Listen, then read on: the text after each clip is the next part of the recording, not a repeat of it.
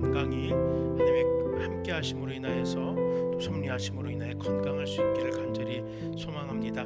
이 시간 기도할 때 주께서 우리의 심령과 또 우리의 육체와 우리의 살아간 삶 모든 영역 가운데에서 돌보심을 고백하며 감사함으로 이 자리에 나왔사오니 더욱 큰 평안이 더욱 큰 은혜가 우리 가운데 넘치게 하옵소서. 잠시 기도하겠습니다. 살아계신 아버지 하나님 감사합니다. 하루하루를 살아가면서 주께서 우리를 돌보아 주셨음을 고백하며 살아갑니다. 무서운 한파가 계속되고 있지만 그 가운데서도 평안할 수 있는 것은 주께서 적당한 것으로 공급하시고 우리를 지켜주시기 때문인 것을 확신합니다. 아버지 하나님, 그러나 여전히 우리 가운데는 근심과 염려가 있사오니 우리의 심령 가운데도 함께하여 주셔서 우리의 살아가는 순간순간이 하나님께서 돌보심으로 인하여서 동행하여 주심으로 인하여서 은혜를 고백하며 감사와 평안을 누리며 살아가는 삶 될 수 있도록 함께하여 주시옵소서. 아버지 하나님, 수요 예배로 주님 앞에 영광 올려드립니다. 이 예배 가운데 주님을로 기뻐 받아 주시옵소서. 주님께서 기뻐하신 예배가 우리들 가운데서 고백되어지게 하여 주시옵소서. 살아계신 아버지 하나님 감사합니다. 이 시간 사랑하는 주의 백성들 한 명 한 명을 불러주시고 마음을 다하고 뜻을 다하고 힘을 다하고 성품을 다하여 주님 앞에 예배케 하신 것 감사드립니다. 아버지 하나님, 염려가 있습니까? 근심이 있습니까? 아버지, 그 모든 것들 가운데서 우리에게 평안을 허락하시는 주님의 그 함께 하심을, 섭리를 바라보며 예배하는 이 시간 될 수 있도록 도와주시옵소서. 매서운 한파 속에서도 우리의 건강을 지켜주시고 늘 평안이 고백되어지게 하옵소서. 예수 이름으로 간절히 기도드립니다. 아멘. 우리 함께 전능하신 나의 주 하나님은 찬양하도록 하겠습니다. 전능하신 나의 주 하나님은 능치 못하실 일 전혀 없네. 우리의 모든 간구도 우리의 모든 생각도 우리의 모든 꿈과 모든 소망도 신실하신 나의 주 하나님은 우리의 모든 괴로움 바꿀 수 있네. 불가능한 일 행하시고 죽은 자를 일으키시니 그를 이길 자 아무도 없네. 주의 말씀 의지하여 깊은 곳에 금을 던져 오늘 그가 놀라운 일을 이루시는 것 보라.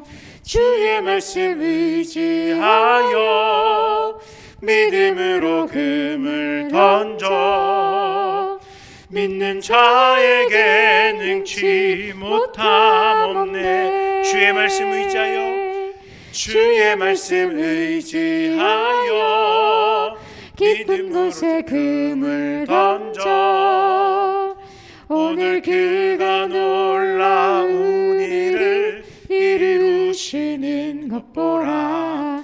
주의 말씀 의지하여 믿음으로 금을 던져 믿는 자에게 능치 못함 믿는 자에게 능치 못함 없네. 믿는 자에게 능치 못함 없네.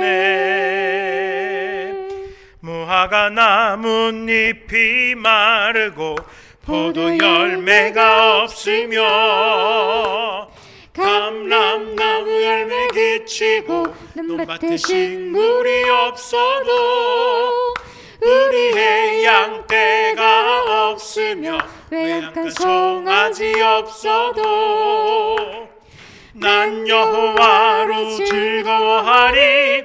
난 여호와로 즐거워하리. 난 구원의 하나님을 인해 기뻐하리라. 무화과 나뭇잎이 마르고 포도 열매가 없으며 감람나무 나무 열매 그치고 논밭에 식물이 없어도 우리 해양 떼가 없으며 외양간 송아지 없어도 난 여호와로 즐거워하리.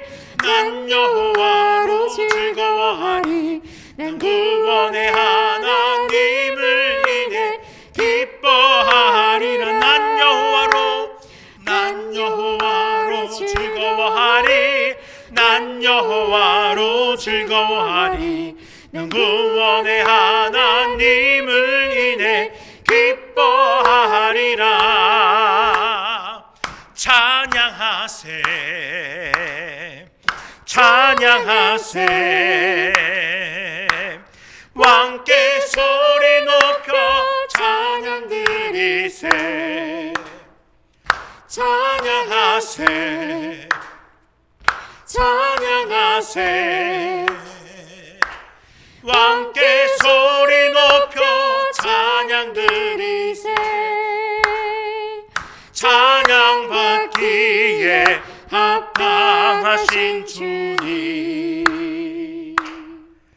언제나 동일하신 주 무릎 꿇고서 주 이름 외치세. 예수 나의 왕 예수 나의 왕 예수 나의 왕. 아멘. 찬양하세 찬양하세 찬양하세 왕께 소리 높여 찬양 드리세. 찬양하세 찬양하세 찬양하세 왕께 소리 높여 찬양 드리세. 찬양받기에 합당하신 주님 언제나 동일하신 주 무릎 꿇고서 주 이름 외치세. 예수 나의 왕 예수 나의 왕 예수 나의 왕. 아멘. 예수 나의 왕 예수 나의 왕 예수 나의 왕 예수 나의 왕. 아멘. 아버지 하나님 감사합니다. 나의 구원자 되신 주님께서는 우리의 삶의 왕이 되심을 고백합니다. 구원받음으로 인해 감사하며 살아가지만 정작 주님과 관계없이 살아갔던 우리의 삶을 주여 불쌍히 여겨주시고 내 삶의 진정한 통치자는 하나님이시라고 나의 구원자시라고 고백하며 나의 구원자 앞에 겸손히 엎드리는 우리의 신앙 될 수 있도록 함께하여 주시옵소서. 아버지 하나님 겸손한 마음으로 주님의 전 앞으로 나아왔습니다. 특별히 나눔교회라는 예배 공동체 앞으로 나아왔습니다. 이 자리 가운데서 우리의 마음이 하나가 되게 하시고 한 믿음으로 하나 오직 하나님만을 바라보게 하여 주시옵소서. 그래야 주님의 통치 앞에 우리 모든 성도들이 한 마음으로 지배받는 은혜가 있게 하여 주시옵소서. 이 시간에 주의 말씀 앞에 섭니다. 그 말씀으로 우리를 깨우쳐 주시고 그 말씀으로 인하여서 변화됨이 아버지 하나님 이 세상을 이끌어간 능력 되게 하여 주시옵소서. 예수님 이름으로 기도드립니다. 아멘. 함께 묵상하실 말씀은 에베소서 1장 15절에서 23절까지의 말씀입니다. 에베소서 1장 15절에서 23절 말씀입니다.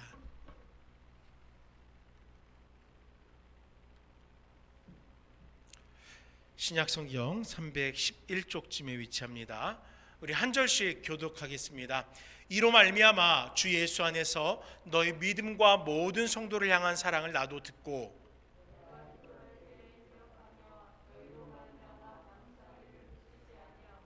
우리 주 예수 그리스도의 하나님 영광의 아버지께서 지혜와 계시의 영을 너희에게 주사 하나님을 알게 하시고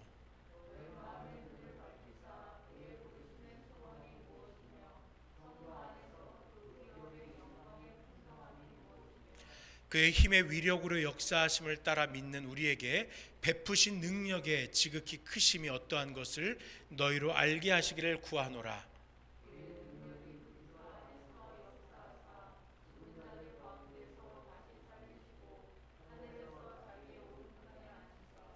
모든 통치와 권세와 능력과 주권과 이 세상뿐 아니라 오는 세상에 일컫는 모든 이름 위에 뛰어나게 하시고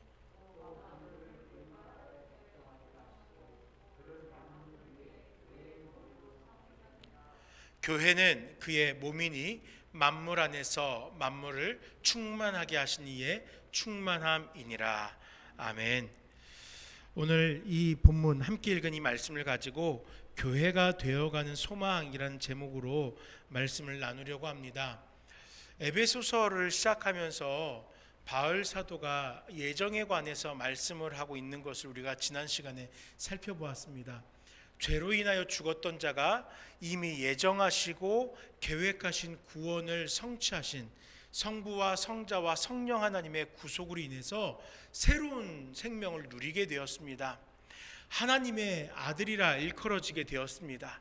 때문에 성도들은 그 은혜에 감격하여서 삶의 매 순간마다 구원자를 찬양하면서 살아가야 되는 것이에요. 그 은혜를 매일 감격하며 찬송하며 살아가는 것입니다. 바울 사도는 에베소서 1장 마지막 부분에서 그 은혜와 감격으로 살아가는 성도들을 불러 모으는 교회에 대해서 이야기합니다. 예수님께서 교회의 머리가 되신다라는 말씀을 하고 있어요. 그리고 교회는 예수님의 몸이다라고 이야기합니다.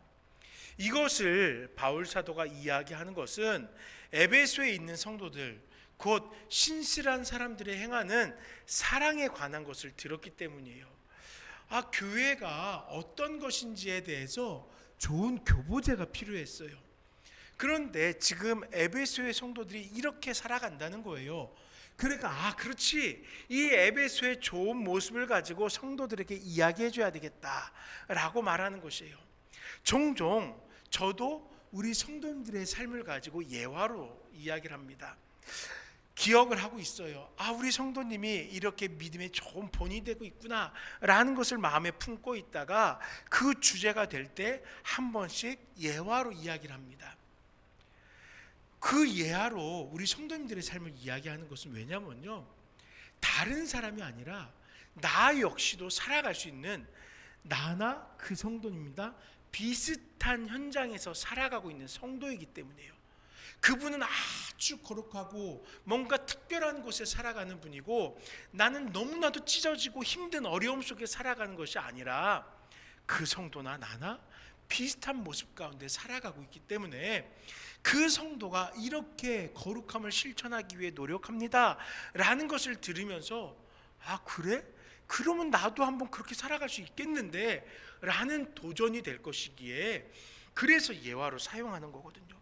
마찬가지로 바울 사도는 지금 성도들의 그 이야기를 들으면서 이 공동서신 에베소 교회뿐만 아니라 수많은 믿음의 성도들에게 뿐만 아니라 지금 우리들에게도 이 말씀이 익혀지면서 교회에 속한 자들은 이러한 모습을 가져야 되는구나 라는 그러한 확신과 동기가 부여될 것을 소망하기에 은혜와 감격, 구속받은 자의 삶 속에 이 에베소 교회의 교회라는 성도들의 모습을 이야기하고 있는 것입니다. 바울의 교훈은 성도들이 모여서 그리스도의 사랑을 나누는 것이 곧 교회다라고 이야기하는 거예요. 종종 우리는 교회가 모일 공간이라 생각합니다. 교회가 어떤 조직이라고 생각합니다. 목사가 있고 직분자가 있고 성도가 있는 그런 조직체가 교회다라고 생각합니다. 그런데요, 교회는 성도들이 모여서 그리스도를 본받아 그리스도를 따르며 살아가는 것, 그것이 바로 교회예요. 즉 유형적인 것이 아니라 무형적인 것, 삶이 바로 교회라는 것이에요. 바울 사도는 지금 그 삶을 이야기하는 겁니다. 에베소 교회 성도들이 이렇게 살아가는 그 삶, 그 삶이 바로 교회라고 이야기하고 있는 것입니다. 함께 본문을 묵상하면서 주께서 허락하신 참된 은혜를, 교회됨의 은혜를 누리는 귀한 시간 될 수 있기를 간절히 축원합니다. 먼저 15절에 16절의 말씀을 통해서 과연 바울은 에베소를 어떻게 기억하고 있는지 좀 생각해 보려고 해요. 바울에게 보여지는 에베소는 어떤 동네인가 좀 살펴보려고 합니다. 에베소서는 형식적으로 볼 때 에베소 교회 성도들에게 보내는 서신이에요. 그런데 지난주에 설명한 것처럼 에베소 교회뿐만 아니라 초대교회 모든 성도들이 함께 읽고 깨닫길 소망하는 글이 에베소서입니다. 때문에 바울 사도가 말씀하고 있는 사랑 안에 있는 성도와 예정함을 입은 성도, 그리고 사람들, 그리고 바울 사도가 교회로 여기는 공동체의 구성원은 모두 에베소의 성도들을 말하고, 더 나아가서는 이렇게 살아가야 될 성도들을 이야기하는 거예요. 즉 예수님을 직간접적으로 경험하면서 신앙의 공동체를 이루어갔던 당시의 성도님들을 의미하는 것이에요. 그럼 제가 계속 이야기하죠. 서신서는 그 당시의 이야기로 끝나는 것이 아니라 바로 오늘날 우리에게도 행하는 적용되는 말씀이다라고 얘기하잖아요. 그럼 다시 말하면은 예수님을 직간접적으로 경험하고 신앙의 공동체를 이루어가는 우리들, 지금 이 자리에서 예배하고 있는 우리들을 바로 교회라, 그리고 이 서신의 수신자로 이야기하고 있는 것입니다. 그러니까 에베소서는 다른 사람의 이야기가 아니라 바로 나의 이야기라는 것입니다. 이렇게 해서 신앙을 세워가고 교회를 세워가라고 이 서신을 쓰고 있는 것이에요. 말씀을 읽으면서 준비하면서 읽은 한 책에서 오늘날의 성도들에 대해서 이렇게 표현을 하더라고요.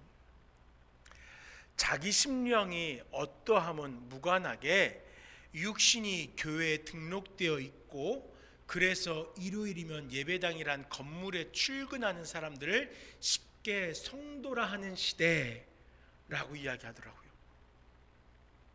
이 이야기를 들으면서 솔직히 마음이 너무너무 불편했어요. 다시 한번 읽어볼게요. 자기 심령이 어떠한 것은 관계없이 육신이 교회에 등록되어 있고, 그래서 일요일이면 예배당이란 건물에 출근하는 사람들을 성도라고 칭하는 시대. 오늘날의 교회를, 오늘날의 성도를 자조적으로 비판하는 이야기예요. 내 심령의 구원받음과 내 심령에 주께서 허락하신 그 구원의 공동체를 이루며 또한 주님을 따라 살겠노라는 그 고백과 결연함 없이 교회에 그냥 속하여 있고, 그냥 때가 되면 교회에 나타나는 그런 사람들을 성도라고 하는 시대라고 이 시대를 비웃고 있는 거예요. 너무나 안타까운 탄식입니다. 성도는요, 이런 존재가 성도가 아니에요. 성도들은요, 또 교회는요, 부름받은 자들이에요. 부름받아서 주께서 명령하신 바를, 주께서 교훈하신 바를 따라 살아가는 공동체가 교회가 돼야 되는 거예요. 그냥 등록카드를 내고 교회 회원이 되었으니까 11시만 되면은 다른 곳에 있는 게 불안해서 이 예배 자리에 와 앉아 있는 것이 교회가 아니라는 거예요.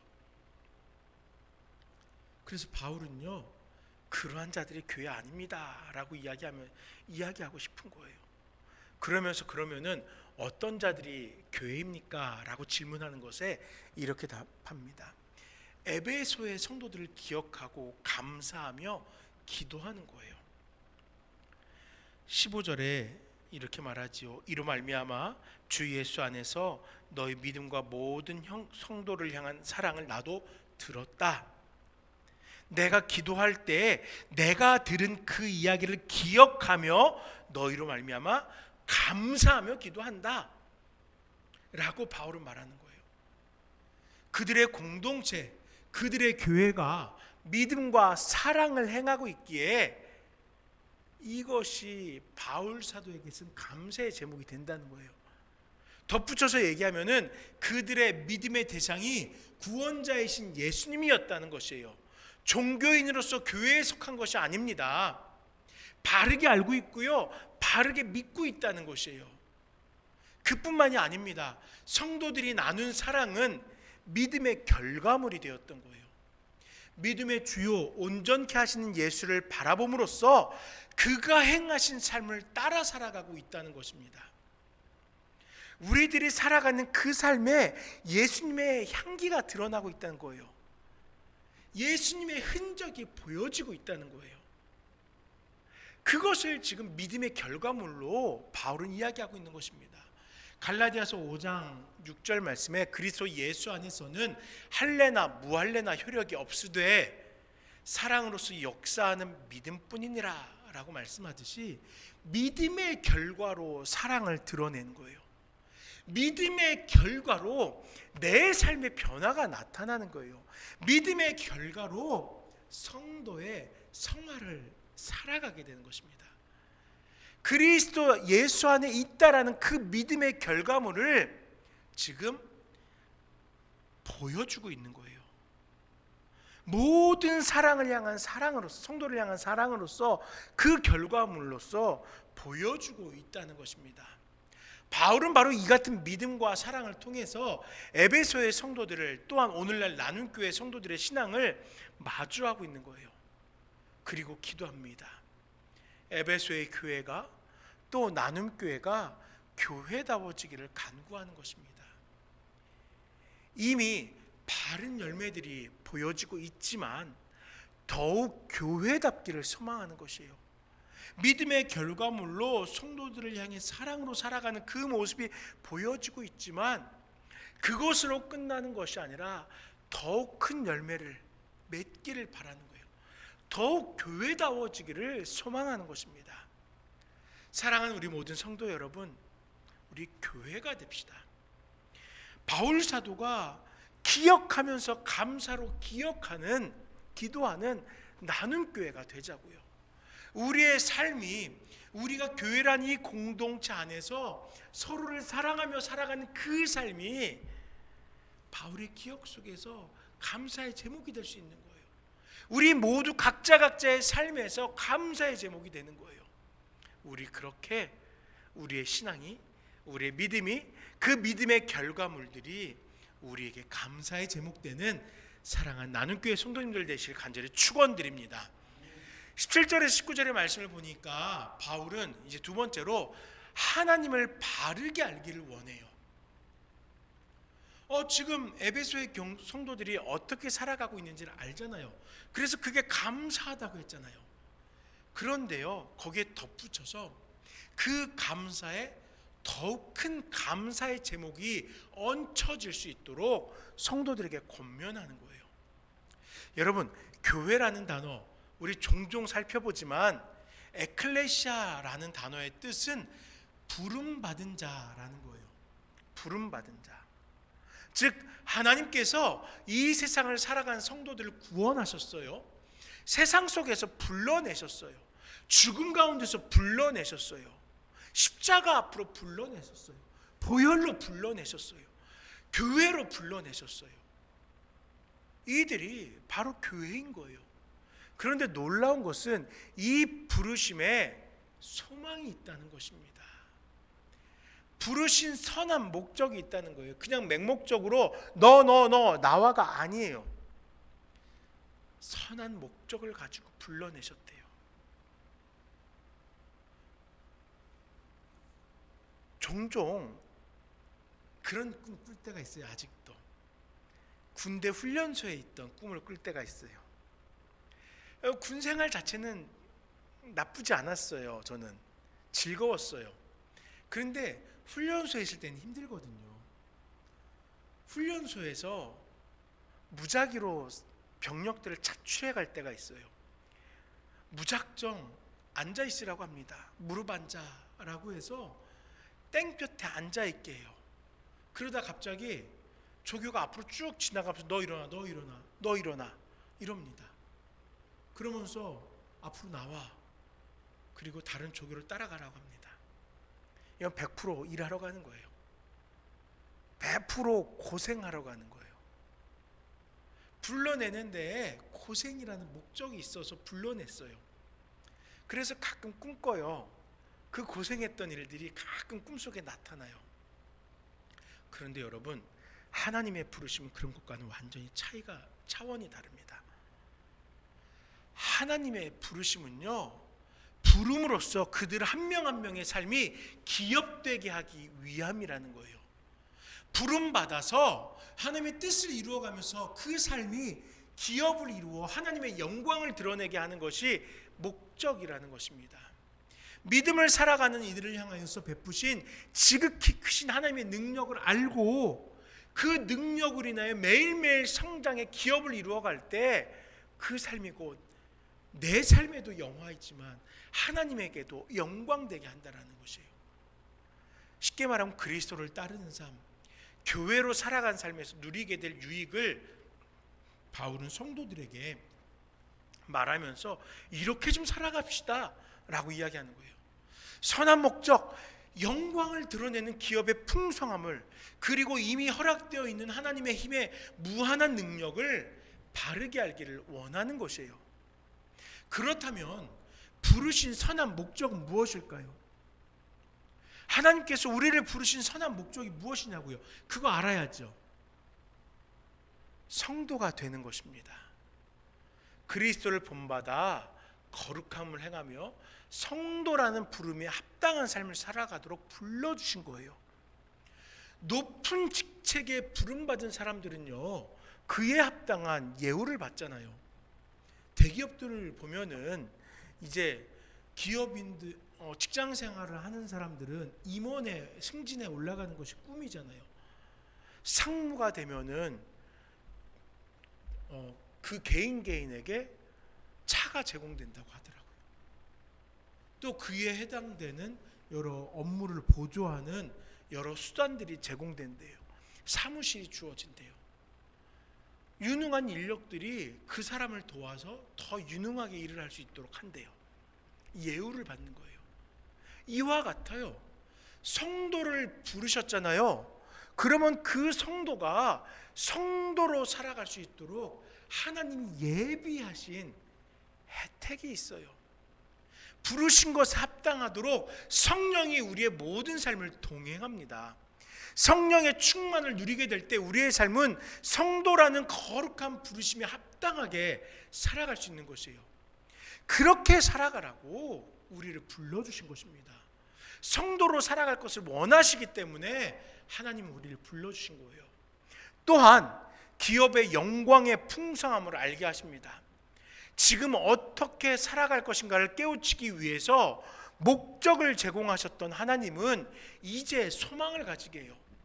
우리가 좋아하는 표현으로 바꾸면은 성도로 부름받음에 합당하게 살아갈 성도들이 누리게 될 영광스러운 특권이 있다는 거예요. 로마서 3장 17절, 자녀이면 또한 상속자 곧 하나님의 상속자요 그리스도와 함께한 상속자니 우리가 그와 함께 영광을 받기 위하여 고난도 함께 받아야 할 것이니라 라는 바울의 교훈이 있잖아요. 상속자로 고난을 받기도 하겠지만 또한 영광에도 이르게 된다는 것이에요. 상속자로서 그리스도의 그 십자가의 구속을 내가 직접 십자가에서 못 박혀 죽는 고통으로 살아가진 않지만 이 세상에서 구별되어 살아감이란 그 불편함이 있겠지만 그것보다 더 큰 영광이 상속자에게 주어진 특권으로 함께한다는 것이에요. 물론 그 특권에 우리가 생각하는 가치로 누릴 수 있는 유익도 있을 거예요. 그러나 궁극적인 것은 영적인 유익, 주님과 함께 왕노릇하는 것을 소망하게 하는 것이에요. 고린도후서 6장 10절에 근심하는 자 같으나 항상 기뻐하고 가난한 자 같으나 많은 사람을 부유하게 하고 아무것도 없는 자 같으나 모든 것을 가진 자로다 라는 그 유익을 우리가 누릴 수 있는 거예요. 이러한 모습이 기업의 영광의 풍성함의 모습이라는 겁니다. 이 세상의 식견으로 우리의 삶을 지켜보면은 가진 것 없고 염려할 것 많고 불편함 투성이일 수도 있어요. 그렇지만 결국에 이 땅에서의 삶뿐만 아니라 우리에게 주어진 삶의 모든 영역을 통틀어서 살펴보니까 우리는 모든 것을 가진 상속자라는 것입니다. 더욱 큰 은혜는 이것으로 끝나지 않습니다. 이 모든 일들은 곧 하나님의 능력으로 이루어지는 거예요. 내 수고로 이루어지는 것이 아니에요. 여러분, 얼마 전에 종영한 드라마 가운데 재벌집 막내 아들인가 하는 드라마가 있었죠. 거기서 그 재벌들이 계속 이야기하는 게 뭐예요? 거기 그 아버지가 얘기하는 게 뭐예요? 오너로서의 책임감이에요. 책임감. 나에게 주어진 그 특권에 맞는 책임감을 가지고 살아가는 거예요. 그 책임감, 그 능력이 없기 때문에 그 아버지가 계속 자녀들에게 면박을 주는 거예요. 능력이 없으면은 그 자리에 앉아 있을 자격이 없다는 거예요. 그러니까 능력이 있는 제일 막내 손주를 경영권의 승계자로 세우려고 하는 거잖아요. 능력이 없으면은 뒤로 밀려납니다. 그런데 우리 염려 안 해도 돼요. 이 모든 일들이 하나님의 능력으로 이루어지는 거예요. 나는 가진 것 없지만 하나님의 능력이 우리 가운데 함께 하심으로 지극히, 즉 넘어서는, 초월하는 하나님의 능력으로 우리의 삶은 엄청난 변화를 살아갈 수 있는 것이에요. 이것을 바울은 성도들이 깨닫기 원했습니다. 여러분, 저나 여러분들이나 다를 바 없는 연약한 자들이에요. 우리는 성도라고 칭함을 받고 하나님의 그 부르심을 받았지만 이 땅 가운데 살아가기에 한없이 연약한 부족한 자들이에요. 우리는 기업을 이루어 하나님의 영광에 다다라야 되지만 우리 그런 능력 없는 자들이잖아요. 그런데 걱정하지 마세요. 하나님의 능력이 이 모든 일을 이루어 주실 거예요. 우리는 그 자리에 올라서 있기만 하면 되는 거예요 라고 바울이 이야기하는 것입니다. 우리 스스로 감당할 수 없는 엄청난 능력, 초월한 능력을 하나님이 가지고 이루실 것이니까 하나님 편에 서라는 것입니다. 사랑하는 여러분, 신앙은 삶을 의미하는 거예요. 이 삶은 무엇이냐면요, 어떻게 살아갈 것인가를 이야기하는 겁니다. 잘 살기 위해서 바르게 알고 살아가야 되죠. 어떻게는 이 바르게 알고 살아가는 거예요. 바울의 교훈과 같이 우리의 삶, 그 신앙에 선한 목적을 부여하시고 그 삶의 기업을 이루는 영광을 누리게 하시며 이 모든 일이 이루어지도록 우리는 감당할 수 없는 하나님의 놀라운 능력이 더하여짐을 확신하면서 신앙하는, 살아가는 저와 모든 성도님들 될 수 있기를 간절히 축원드립니다. 이제 세 번째로 마지막 절까지의 말씀을 통해서 바울의 마지막 소망, 교회가 되기 원하는 그 바울의 소망을 좀 살펴보려고 합니다. 하나님을 믿는 사람들에게 교회는 신앙의 터전입니다. 이것은 매우 핵심적인 거예요. 왜 이야기하냐면요, 내가 성도다, 내가 믿음으로 살아간다 하면서 교회를 부정하는 자들은 결코 온전한 믿음을 가지고 있는 것이 아니기 때문입니다. 믿음의 성도들은 마땅히 교회를 이루어가야 돼요. 우리 하나하나가 교회가 되어줘야 되는 것이고 우리가 모여진 교회라는 그 공동체를 이루어가야 되는 것이에요. 그런데 아주 기본적인 것인데 이 기초적인 것, 이미 형성된 교회에 대해서 우리 성도들이 너무나 무감각하게 살아가는 것 같아요. 교회가 어떤 교회인지에 대해서 살펴보지를 않는 것 같아요. 여러분, 제가 우리 나눔교회가 이렇게 하루하루를 성장해 가면서 감사로 기도하는 것은 무엇이냐면요, 우리 성도님들이 마음껏 이 교회 저 교회 살펴보다 오신다는 것에 감사하는 거예요. 다른 말로 말하면요, 이거는 저를 이야기하는 것이 아닙니다.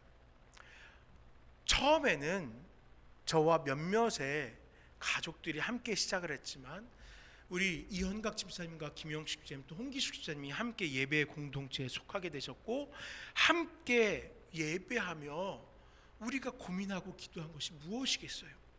하나님께서 기뻐하시는 교회가 되길 위해 고민한 거잖아요. 그런 교회가 되기 위해 저도 말씀을 나누고 우리 성도님들도 기도하며 그렇게 살려고 노력한 거잖아요. 하나님께서 기뻐하시는 교회가 되기 위해서 부단히 애쓰는 그 성도들의 모임 가운데 한 영혼들이 동참하게 된 것이에요. 그분들이 다 이 교회 저 교회 경험해 보신 분들이에요. 그러면서 우리 공동체 가운데서 함께 하나님께서 기뻐하신 바를 이루어갈 만한 교회로, 함께 교회 되어져 갈 만한 교회로 확신하고 공동체를 이루었다는 거예요. 그리고 교회가 해나가야 될 일들에 적극적으로 동력을 하고 있습니다. 그러니 얼마나 감사한 일입니까? 이 교회가 사람이 기뻐하는 교회가 아니라 하나님께서 기뻐하시는 교회다라는 그 확신으로 함께 모이고 있으니 얼마나 우리가 감사한 일이에요. 그렇기 때문에 더욱더 열정적으로 우리가 예배뿐만 아니라 교회 사역에 동참하고 있는 것이잖아요. 이것이 우리에겐 감사의 제목인 거예요. 이러한 교회가 되고자 하는 그 소망을 가지고 우리는 지금 살아가고 있는 것이에요. 이렇게 교회라는 공동체에 모였기 때문에 우리는 성도라고 불릴 자격이 있습니다. 그런데 여러분, 그렇지 않은 분들도 많아요. 종교인으로 살아가는 분들도 많고요, 종교 단체가 되어가는 교회들도 많아요. 교회의 본질이 세워지지 못하고 하나님의 기뻐하심이 무엇인지에 대한 고민 없이, 묵상 없이 그저 사람들이 기뻐하기 위해 교회가 형성되어질 수도 있어요. 물론 다 그런 것은 아니지만요, 이민교회들 가운데 간혹 그런 교회들이 있더라고요. 분명 우리 주변에도 그러한 교회들이 있더라고요. 어떤 교회에서 성도들 간의 마음이 안 맞아서 박차고 나온 사람들끼리 마음이 맞는다고 교회라는 공동체를 이룹니다. 과연 우리의 공동체가 하나님이 기뻐하실까 살피지 않고 우리들이 즐겁기 위한 공동체를 이루더라고요. 방향성이 없어요. 교회라는 건물과 목사라는 자격을 가진 자와 주일날 되면은 교회라는 그 공간으로 모이는 성도라고 불려지는 사람들이 모여 있으면 교회라고 착각하는 거예요. 만약 그것이 정말로 교회가 된다면은 이 세상은요, 결코 변화되어질 수가 없어요. 이 세상은 결코 예수 그리스도의 몸된 공동체가 될 수 없는 거예요. 교회는요, 사람도 중요하고 목사도 중요하고 공간도 중요하지만요, 가장 중요한 것은 예수 그리스도라는 거예요. 우리가 예수 그리스도께 속하여서 모여 있는가, 몸된 지체로서 공동체를 이루고 있고 머리의 뜻을 따라 살아가고 있는가, 그것이 바로 교회라는 것입니다. 서로 만나서 주께서 기뻐하신 일이 무엇일까를 함께 기도하는 공동체, 서로 모여서 주님의 말씀을 묵상하면서 이 말씀을 따라 오늘도 살아봅시다 결단하는 공동체, 그 공동체가 바로 교회라는 것입니다.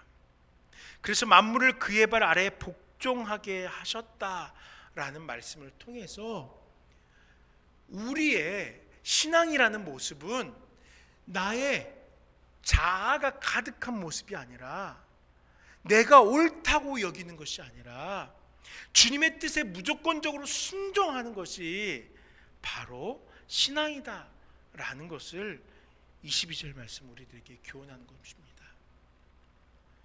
때문에 교회는 외적인 형식을 갖춤으로 세워지는 것이 아닙니다.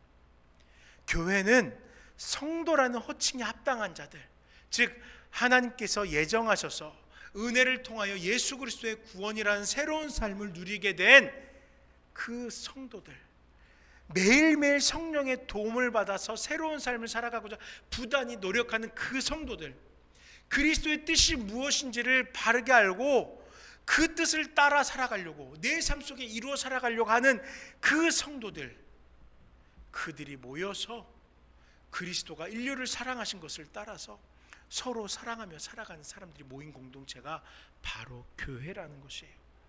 요한복음에서 예수님께서 마지막 만찬을 나누시면서도 이렇게 말씀하시죠. 너희도 이같이 사랑하라 라고 얘기하잖아요. 너희도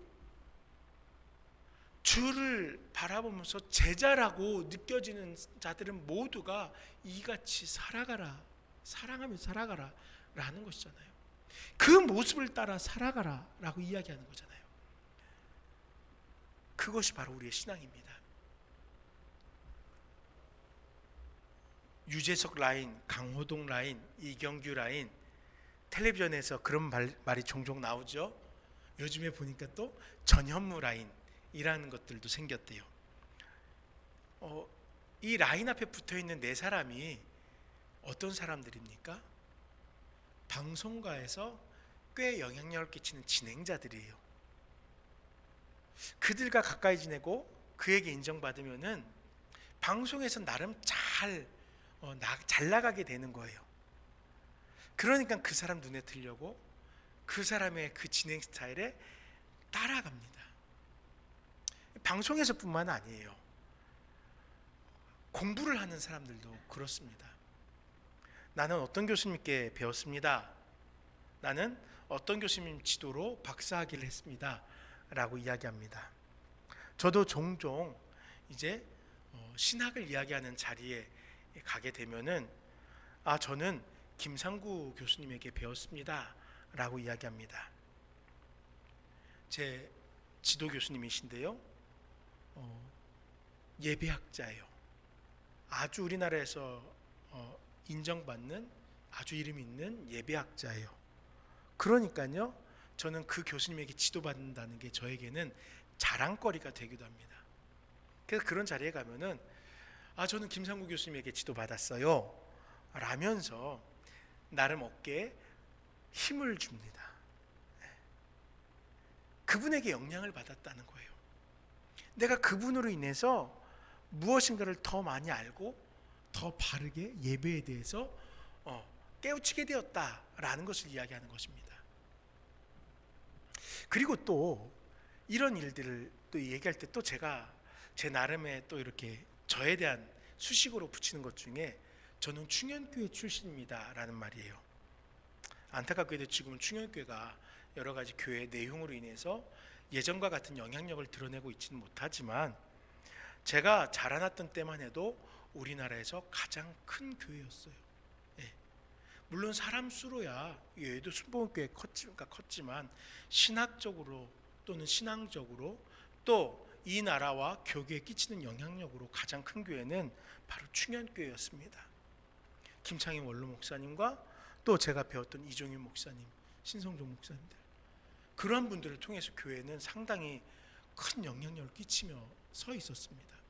특히 며칠 전 소천하신 이종윤 목사님 우리나라에서 최고의 신학자라고 칭함을 받았어요. 최고의 설교자라고 칭함을 받았어요. 그래서 간혹 저 충현교회 출신이에요. 저 이종윤 목사님에게 배웠어요. 저 이종윤 목사님께 세례받았어요. 라고 이야기해요. 그것이 저의 정체성을, 제 모습을 나타내는 표현이거든요. 저는 그분에게 배워서 보수적이고 정통적인 신학과 신앙을 가진 목회자라고 저를 표현한 것입니다. 이와 같습니다. 교회라는 공동체를 바라볼 때 우리들은 반드시 예수님을 기억해야 되는 거예요. 우리는 예수님 라인이 돼야 돼요. 우리는 예수님의 제자가 돼야 되고 예수님 출신의 사람들이 돼야 되는 거예요. 그 공동체는요, 교회라는 그 공동체는요, 반드시 예수님의 이름이 함께해야 됩니다. 마태복음 18장 19절 20절 말씀에 진실로 다시 너희에게 이르노니 너희 중에 두 사람이 땅에서 합심하여 무엇이든지 구하면 하늘에 계신 내 아버지께서 그들을 위하여 이루게 하시리라. 두세 사람이 내 이름으로 모인 곳에든 나도 그들 중에 있느니라 라고 말합니다. 19절은요, 두 사람이 땅에서 합심하여 구하는 것을 먼저 이야기합니다. 그리고 20절은요, 내 이름으로 모인이라는 표현으로 공동체의 모습을 이야기해요. 맞아요. 공동체, 교회라는 공동체는요, 우리의 수고와 헌신이 있어야 됩니다. 하나가 되기 위한 노력이 있어야 됩니다. 그런데 그 이전에 중요한 전제 조건이 있어요. 내 이름으로. 예수님을 기억해야 돼요. 예수님께 속해야 돼요. 우리는 예수님께 속해야 되는 거예요. 예수님 라인에서 살아가는 성도인 것이에요. 교회는 이것저것 살피지 않습니다.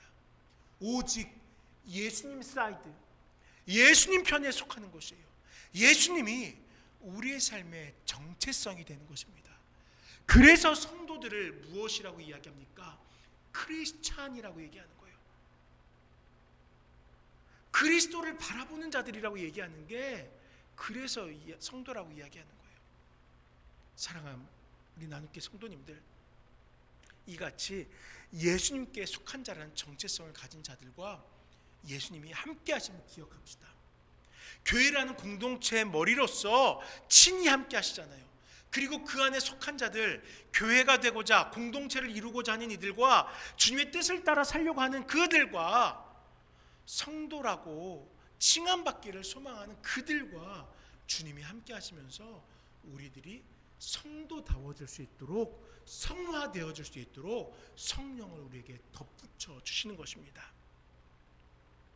성도들이 모였습니다. 성도들이 함께합니다. 구원하심에 예정된 자들이 구원을 받고 모였습니다. 그리고 함께 모여 주님을 따라 살아가요. 어떤 이들은 떡을 나눕니다. 어떤 이들은 서로의 물건을 통용합니다. 어떤 이들은 복음을 담대히 증거합니다. 어떤 이들은 손님을 귀중히 여깁니다. 어떤 이들은 연약하여 지쳐있는 자들을 일으키기 위해서 수고하고 노력합니다. 어떤 이들은 가르칩니다.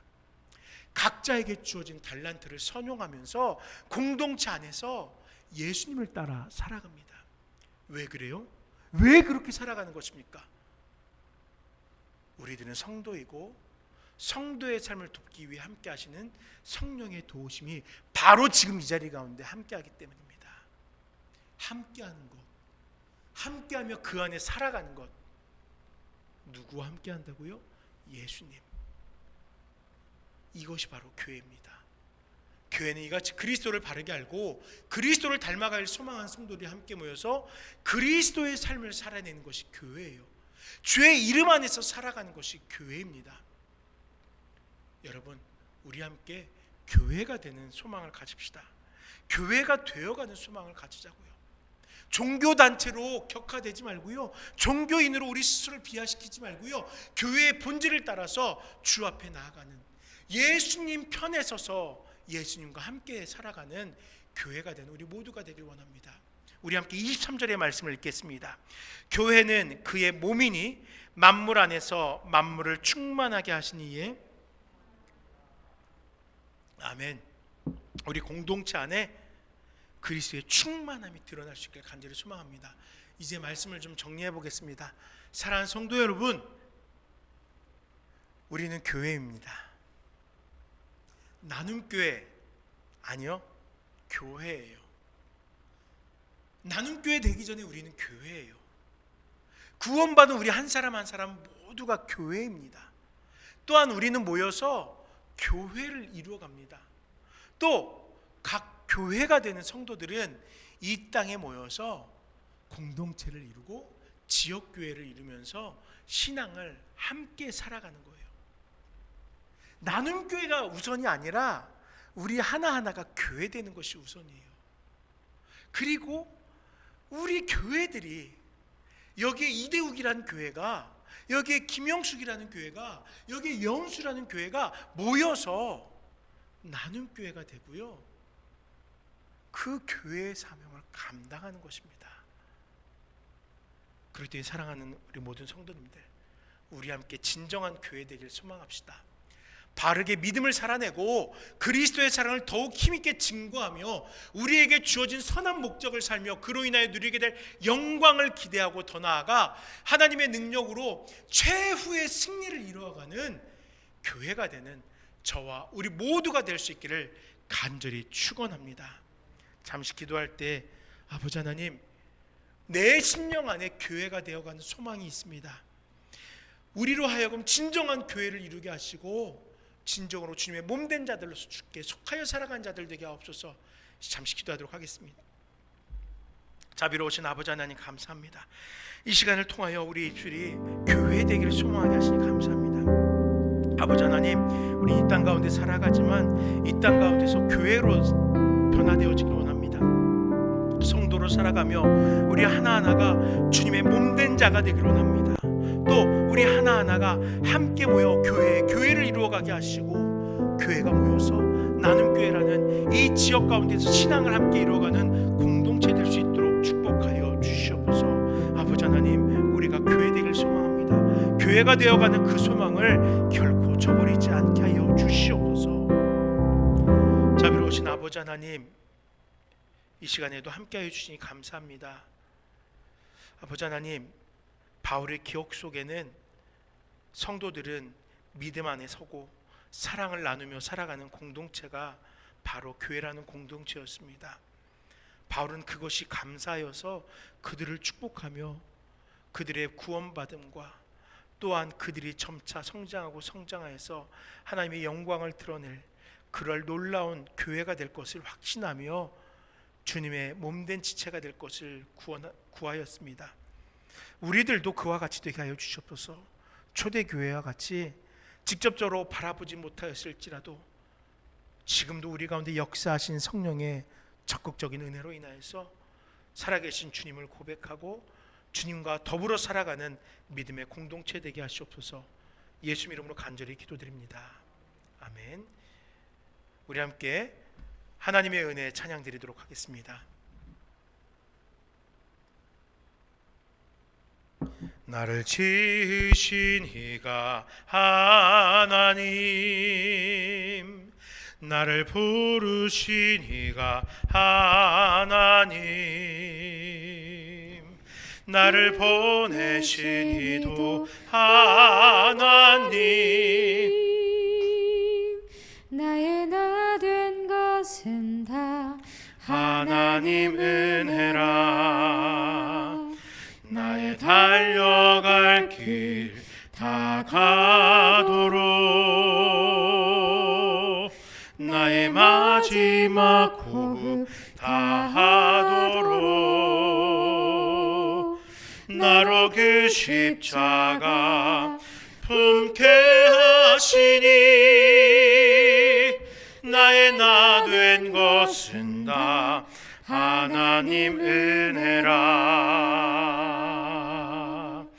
한량없는 은혜, 갚을 길 없는 은혜, 내 삶을 애워싸는 하나님의 은혜, 나 조정 없이 그 땅을 밟음도 나를 붙드시는 하나님의 은혜, 한량없는 은혜, 한량없는